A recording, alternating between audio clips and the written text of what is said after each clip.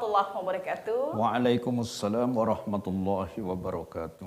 Baik, pemirsa setia channel Mushola Rahmat, kembali saya Ica Asifa saat ini berada di bingkai acara Corona, Komunikasi Ruhani Nambah Berkah. Jangan kemana-mana, sesaat lagi kami akan kembali.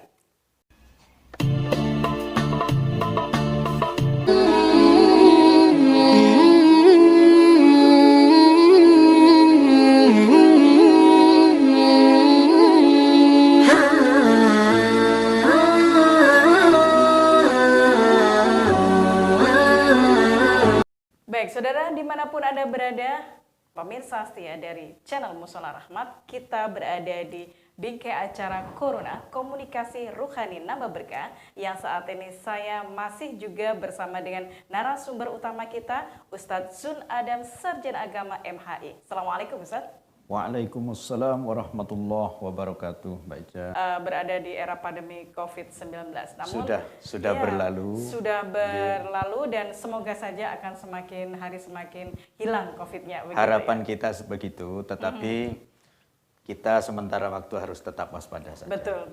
Tetap jaga jarak, physical distance, dan menjaga protokol kesehatan yang 5 begitu ya. Baik, Ustadz Zun Adam, kita kali ini menyambut datanya Nuzul Quran, begitu ya, sebuah keberkahan tersendiri ketika Al-Quran sebagai kalamullah, sebagai kitabullah, dan sebagai acuan petunjuk dan hikmah bagi kita kaum muslim muslimah. Turunnya itu berada di bulan suci Ramadan, begitu yang kita sebut dengan Nuzul Quran. Ustadz, ada satu pembahasan yang menarik yang bisa kita kaji di kesempatan sore hari ini. Baik, pertanyaannya yang pertama, Ustadz Zun Adam. Bagaimana kronologi Nuzulul Quran di dalam bulan Ramadan? Monggo, disilakan. Ya, bicara tentang bulan suci Ramadan tentu tidak lepas dengan sejarah turunnya Al-Quran. Sebagaimana firman Allah di dalam Al-Quran, surat Al-Baqarah, rangkaian dari ayat puasa. A'udzubillahi minasyaitonirrajim. Syahrul Ramadhanalladzi unzila fihil Qur'an hudal linnas wa bayyinatin minal huda wal furqan. Bulan Ramadan adalah merupakan bulan di mana di dalamnya diturunkan Al-Qur'an sebagai pedoman bagi manusia sekaligus juga sebagai petunjuk daripada pedoman itu. Artinya bulan Ramadan itu sangat erat kaitannya dengan nuzulul Quran. Pertanyaannya tadi kronologisnya bagaimana turunnya Al-Quran itu dan terjadinya di bulan Ramadan. Yang dimaksud Al-Quran turun di bulan Ramadan itu adalah terkait dengan ayat di surat Al-Qadar, Mbak Ica. Ya. Jadi, a'udzubillahi minasyaitonirrajim. Bismillahirrahmanirrahim. Inna anzalnahu fi lailatul qadar. Sesungguhnya kami, kata Allah, menurunkan Al-Quran itu pada malam Lailatul Qadar. Nah, Lailatul Qadar itu kapan turunnya kalau bukan di bulan Ramadan? Turunnya Al-Quran dari Lauhil Mahfud, yang asli itu Al-Quran kan ada di Lauhil Mahfud.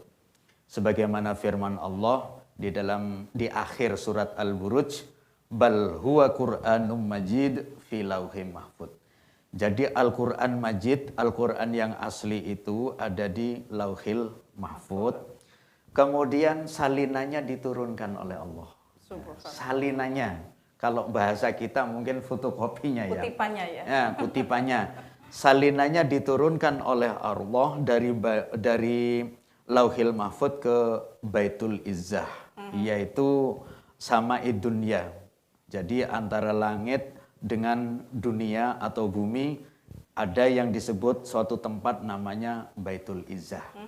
Nah, turunnya dari Lauhil Mahfud ke Baitul Izzah ini benar-benar dijaga ketat oleh Allah dan para malaikat.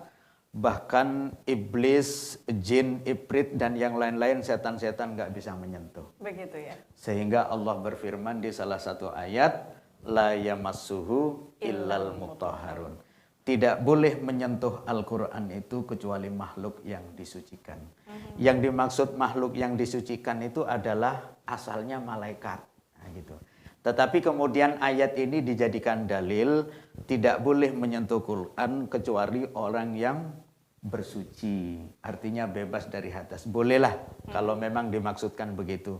Tapi asal usul ayat ini yang dimaksud adalah malaikat. Jadi jin setan nggak boleh menyentuh Quran itu kecuali malaikat sebagai makhluk yang disucikan. Yeah. Nah, jadi 30 juz dari Lauhil Mahfud turun ke Baitul Izzah salinannya ini sebagaimana diterangkan dalam kitab-kitab ulumul Quran ataupun tafsir, misalnya salah satunya adalah Pengantar Ilmu Tafsir oleh Profesor Dr. Hasbi As-Siddiqi, itu kronologisnya diceritakan seperti itu. Jadi 30 juz itu turun dari Lauhil Mahfud ke Baitul Izzah itu utuh, ya, dijaga ketat. Adapun dari Baitul Izzah turun ke bumi itu tentu turunnya tidak berurutan. Iya. Itu. Kenapa bisa tidak berurutan, Ustaz? Karena kalau kita lihat nih ya, di dalam Al-Quran itu kan awalnya adalah surat Al-Fatihah, kemudian akhirnya adalah surat An-Nas gitu kan. Yang menjadi pertanyaan adalah kenapa menjadi tidak berurutan seperti itu, Ustaz? Iya. Jadi kalau ada pertanyaan, apakah Al-Quran, mushaf Quran yang ada sekarang ini, susunannya diawali dengan surat Al-Fatihah, akhirannya dengan surat An-Nas. Apakah ini sesuai dengan yang di Lauhil Mahfud? Tentu saja sesuai dengan di Lauhil Mahfud. Karena Rasulullah Sallallahu Alaihi Wasallam di dalam menyusun, mengklasifikasikan, mengumpulkan Quran itu, ketika dikumpulkan, diklasifikasikan oleh sahabat itu di bawah bimbingan Rasulullah Sallallahu Alaihi Wasallam. Tentu saja bimbingan Rasulullah dalam hal ini adalah sabda beliau, tentu bukan berdasar hawa nafsu, tetapi semua berdasar wahyu. Wa ma yantiqu anil hawa in huwa illa wahyu yuha. Apapun yang dikatakan Nabi bukan berdasar hawa nafsu, tetapi semua disetir oleh wahyu. Begitu. Jadi sesuai mushaf yang ada ini dengan apa yang ada di Lauhil Mahfud. Pertanyaannya, mengapa setelah di Baitul Izzah turun ke bumi, kok turunnya tidak berurutan? Yeah. Ada yang bilang pertama surat Al-Alaq yang turun Iqra itu, Iqra di Gua Hira. Kemudian yang terakhir turun, kalau melihat isi Al-Quran kan bernama Fatihah, terakhir surat An-Nas. Tapi mengapa yang terakhir turun surat Al-Maidah ayat 3, Al-Yauma Akmaltu Lakum al-yawma akmaltu lakum dinakum wa atmamtu alaikum nikmati wa raditu lakumul Islam madina. Itu yang turun yang terakhir. Mengapa kok tidak urut? Karena dari Baitul Izzah ke bumi turun kepada Nabi Sallallahu Alaihi Wasallam itu tentu saja tidak berurutan karena turunnya sesuai dengan peristiwa atau keadaan. Berarti menjawab pertanyaan-pertanyaan. Makanya disebut dengan istilah asbabun nuzul. Jadi sebab-sebab turunnya ayat itu apa?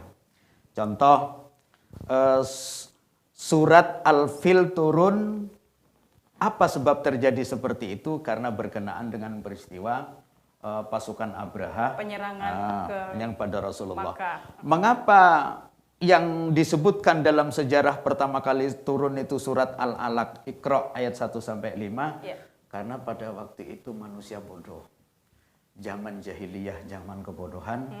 Maka ayat ini turun menjadi motivasi, menjadi dorongan ya agar supaya manusia mulai belajar pada waktu itu. Baik. Kan Iqra, bacalah. Bismi rabbikal ladzi khalaq, khalaqal insana min 'alaq, Iqra wa rabbukal akram, alladzi 'allama bil qalam, yang telah mengajarkan manusia dengan melalui kolam, catatan atau belajar tulis ya. Allamal insana malam ya'lam, yang mengajarkan kepada manusia apa-apa yang belum diketahui. Jadi turunnya ayat ini karena memang manusia waktu itu masih awam, masih belum mengerti, masih bodoh. Makanya disebut zaman jahiliyah pada waktu itu. Betul. Okay. Ya, baik Ustadz, jangan kemana-mana, pemirsa juga masih tetap bersama kami di Corona Komunikasi Ruhani Nambah Berkah. Sesaat lagi kami akan kembali.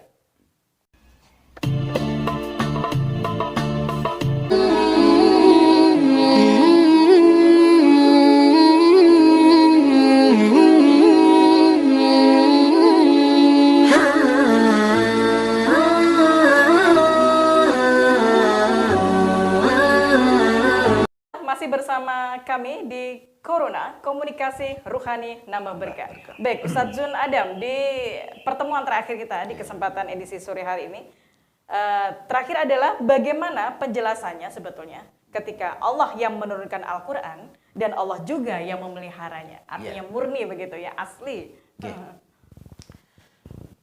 Dalam satu firman-Nya Allah menyatakan, A'udzubillahi minasyaitonirrajim, inna nahnu nazzalna dzikra wa inna lahu lahafidun. Sesungguhnya kamilah yang menurunkan Al-Quran, ya, dan kami pula yang memeliharanya. Artinya Allah memberikan pernyataan melalui ayat ini, Allah yang menurunkan dan Allah pula yang menjamin keaslian terjaganya, terpeliharanya Al-Quran. Nah, barangkali timbul pertanyaan di hati kita, bagaimana cara Allah menjaga keaslian Quran, kemurnian Al-Quran, agar tidak dipalsu, agar tidak diselewengkan isinya, dikurangi atau ditambah dan lain sebagainya. Inilah salah satu daripada kemukjizatan Al-Quran. Pertama, Allah Subhanahu wa Ta'ala menunjukkan tanda-tanda kekuasaannya untuk menjaga kemurnian, menjaga keutuhan Al-Quran supaya tidak berubah atau tidak dirubah oleh tangan-tangan kotor manusia, maka aslinya tetap tersimpan di Lauhil Mahfuz, dokumen aslinya. Subhanallah. Ya. Adapun yang diturunkan di Lauhil Mahfuz, di mana di Baitul Izzah itu salinannya. Ya. Ini subhanallah, subhanallah maha kuasa Allah. Dari salinannya ini kemudian turun kepada Rasulullah Sallallahu Alaihi Wasallam. Bayangkan waktu itu Rasulullah ummi, tidak mengenal baca tulis Quran. Bayangkan bagaimana orang yang nggak kenal baca tulis ketika menerima informasi, ketika menerima wahyu. Mau nggak mau menggunakan akal, otak, memori. Nah ini, makanya penting ditanamkan bagi para orang tua terhadap anak-anak, kalau bisa andalkan ini. Jangan mengandalkan catatan. Betul. Diulang gitu ya. Jadi Rasulullah itu menerima wahyu mengandalkan kecerdasan otak, intelijensi. Sekali dibacakan malaikat Jibril, diulangi lagi. Iqra ya Muhammad, ma'ana biqori. Iqra. Itu artinya diulang-ulang itu, seseorang itu kan sekali membaca kan belum tentu masuk. Dibaca diulangi lagi. Dengan harapan masuk. Mungkin tidak gagal yang kedua kali, mungkin yang ketiga kali baca. Artinya seseorang itu kalau ingin memahami sesuatu yang dibaca, jangan hanya baca satu kali, ulangi lagi 2 kali. Artinya memasukkan ilmu itu susah. Ada proses. Ada proses ke dalam otak. Jadi ibarat orang mau memasukkan air ke dalam botol, kira-kira lebih banyak masuknya apa tumpahnya kira-kira? Tumpah. Begitu juga ketika seseorang menerima ilmu, ya, tanpa catatan loh ya, langsung dia mendengar, langsung dimasukkan ke otak. Kira-kira berapa persennya yang masuk? Tentu semua itu tergantung memori otak masing-masing orang, kan gitu toh. Mungkin masing-masing orang tidak sama Mbak Iza. Ada yang kapasitas memori otaknya hanya 1 giga. Ada yang mungkin lebih 4 giga. Lebih daripada itu. Inilah. Betul. Jadi Rasulullah itu ummi, tidak kenal baca, tidak kenal tulis. Begitu menerima wahyu dari malaikat Jibril, kan nggak mudah menerima itu. Rasulullah sampai berkeringat, Rasulullah sampai gemetar demi untuk memasukkan wahyu itu ke dalam jiwanya. Memasukkan wahyu itu ke dalam fikirannya. Jadi artinya sekali dibacakan kepada Nabi, Nabi langsung hafal. Ini kan hebat. Tetapi jangan lupa, Rasul itu punya sifat fatona. Jadi cerdas. Walaupun nggak kenal baca, nggak kenal tulis, tapi cerdas. Tidak kalah sama yang bisa baca, bisa tulis, tapi nggak cerdas aja. Inilah kehebatan Rasulullah Sallallahu Alaihi Wasallam. Jadi yang pertama kali Allah turunkan kepada manusia sebagai tempat penyimpanan dokumen Quran adalah hati manusia. Kolbunya. Qalbu Rasulullah sallallahu alaihi wasallam. Makanya kalau di dunia ini semua kitab-kitab suci di dunia dibakar, Mbak Ica. Kitab undang-undang, kitab agama apapun dibakar sampai habis, Quran dibakar, semua dibakar. Saya bertanya, kira-kira yang muncul pertama kali kitab apa, Mbak Ica? Insya Allah Al-Quran. Insya Allah Al-Quran. Alasannya? Karena daya ingat yang tadi. Karena Quran tidak hanya tersimpan di Lauhil Mahfud, tidak hanya tersimpan di Baitul Izzah, Di sanubari. tapi dokumennya tersimpan di hati para penghafal-penghafalnya. Nah, ini salah satu daripada kemukjizatan Al-Quran. Satu, membacakan, insya Allah tidak ada yang kurang satu huruf pun. Membacanya juga bertajwid, ya. Juga disertai dengan ilmu balaghah yang luar biasa. Sementara penulisnya juga yang ahli. Nah, nggak sampai satu bulan jadi Quran itu, Mbak Ica. Inilah salah satu kemukjizatan Al-Quran, sehingga tidak bisa dipalsu oleh siapapun. Subhanallah. Terima kasih Ustaz keterangannya. Baik, pemirsa, itu tadi banyak informasi tentang apa sebetulnya Al-Quran yang senantiasa kita baca setiap hari. Apalagi di dalam bulan suci Ramadan senantiasa kita tadaruskan ya Ustaz ya. Ya, bahkan kita juga menghatamkan berulang-ulang. Ternyata kronologisnya seperti itu, luar biasa. Dan kita berharap semoga suatu saat nanti kita pun juga akan bisa menghafalkan dan bisa menjaga Al-Quran dalam sanubari kita dan menghadirkan Al-Quran di setiap langkah dan akhlak kehidupan kita. Baik, terima kasih pemirsa yang ada di rumah. Jangan kemana-mana, tetap stay tune di channel Mushola Rahmat. Jika Anda punya pertanyaan, juga bisa komen di channel Mushola Rahmat. Terima kasih atas kebersamaannya. Sampai jumpa di lain kesempatan. Tetap di Corona, komunikasi rohani. Nambah berkah. Wassalamualaikum warahmatullahi wabarakatuh. Waalaikumsalam warahmatullahi wabarakatuh.